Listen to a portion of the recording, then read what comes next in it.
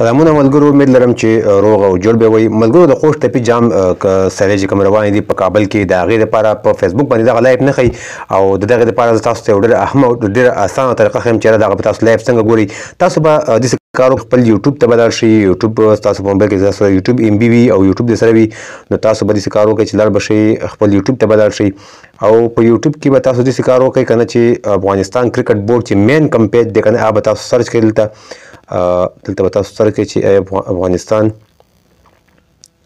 افغانستان کرکټ بورډ، دا مین پیج د افغانستان کرکټ بورډ چې به تاسو سرچ کړئ.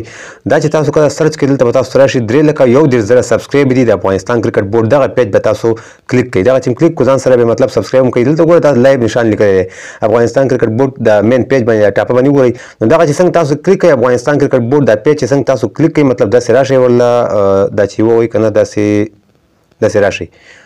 نو ورېږه ښه ملګرو، داسې دلته لږ به راشئ افغانستان کرکټ بورډ مین پیج. په همدغه مین پیج کې د وګوره افغانستان کرکټ بورډ لایو سپین غر ریجن ورسز امور ریجن میچ نمبر 5 په خوست ټپي سیلۍ مطلب شروع دي. لایو لیکلی دی. دغه لایو باندې تاسو کلیک وکړئ نو بالکل په اسانۍ سره تاسو دغه میچونه چې کوم د خوست ټپي جام سیلۍ کومې روانې دي دغه بالکل تاسو په اسانۍ سره کتلی شئ. دا ټیم چې دی شهزاد محمدي او دغه ولاړ دی جلات موسازی ولاړ دی، تاسو ته په سکرین کې ښکاري او دغه بالر محمد ګل چې کوم دی بالینګ کوي د امور ریجن او سپین غر ترمنځ دغه میچ شروع دی. دا ګوره بالکل تاسو ته لایو بالکل ښکاري. دا لایو لیکلی LIVE دغه لیکلی دی او دا سور نشان تاسو وګورئ.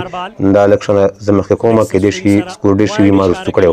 نو دا تاسو وګورئ کتلی شئ بالکل 12 سکور دي د سپین غر او تقریبا یو وکټ هم نه راتلی. جلات موسازی او شهزاد محمدي چې کوم دی چکو د شپږیزو باچا چې کوم دی هغه ولاړ دی. نو دغه طریقه باندې تاسو په اسانۍ سره دغه د خوست ټپي جام سیلۍ چې کوم دی فیسبوک کې نه ورکوي په یوټیوب کې دغه تاسو په اسانۍ سره کتلی شئ. نو ملګرو ویډیو سره شیر کړئ، ډېر شیر کړئ، زموږ پیج سره فالو کړئ د داسې تازه معلوماتو لپاره، ځکه زموږ پیج کې مسلم ده او دغه ډېرو ملګرو ویل چې یاره نه ښیي، خو موږ کوشش کوو یاره معلومات هم حاصل کړو چې کوم ځای کې به دا لایف ښیي چې موږ ملګرو سره دغه ویډیو شریکه کړو چې ملګري په اسانۍ سره دغه خوست ټپي جام سیلۍ په لایف په خپل موبایل کې وګوري. نو دغه طریقه کار امید لرم چې ویډیو به ستاسو خوښه شوې وي. که ویډیو مو خوښه شوې وي نو د نورو ملګرو سره ضرور شیر کړئ، په دې وجه شیر کړئ چې ټول ملګري خبر شي. ملګري ډېر زیات میسجونه کوي چې یاره څنګه یې ښیو څنګه یې نه ښیي. نو دغه طریقه کار دی. دا ویډیو مخکې ملګرو سره ضرور شیر کړئ. نو ښه وخت ته غواړم. د الله په امان.